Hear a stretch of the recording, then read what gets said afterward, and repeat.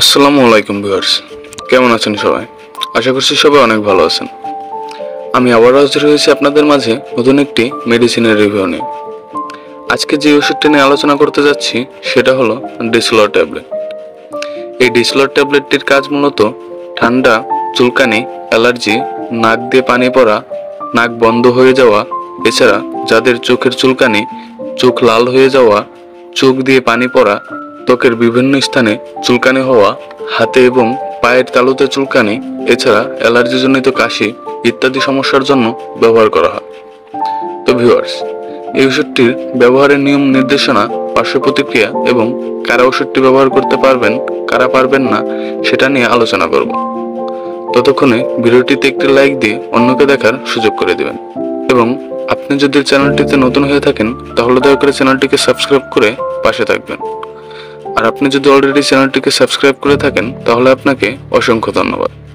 তো ভিউয়ার্স, চলুন আমরা এই ওষুধটি ব্যবহারের নিয়ম জেনে নিই।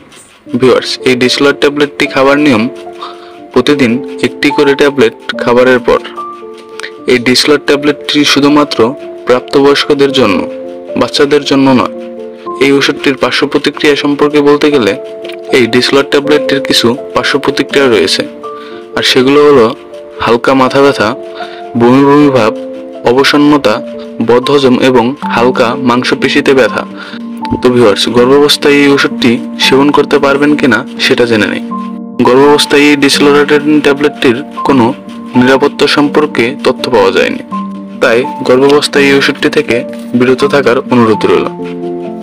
এবং তারপরেও যদি ভিডিওতে আলোচনাকৃত কোনো সমস্যা আপনার থেকে থাকে তাহলে অবশ্যই একজন অভিজ্ঞ চিকিৎসকের পরামর্শ অনুযায়ী গ্রহণ করুন।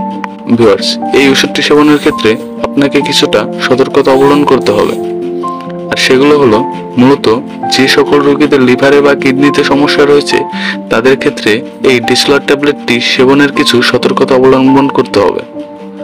ভিউয়ার্স, এই ডিসলর ট্যাবলেটটির বর্তমান বাজার মূল্য প্রতি পিস 5 টাকা।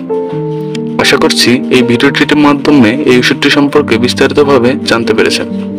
আর ভিডিওটি ভালো লাগলে লাইক, কমেন্ট এবং বেশি বেশি শেয়ার করুন। ধন্যবাদ।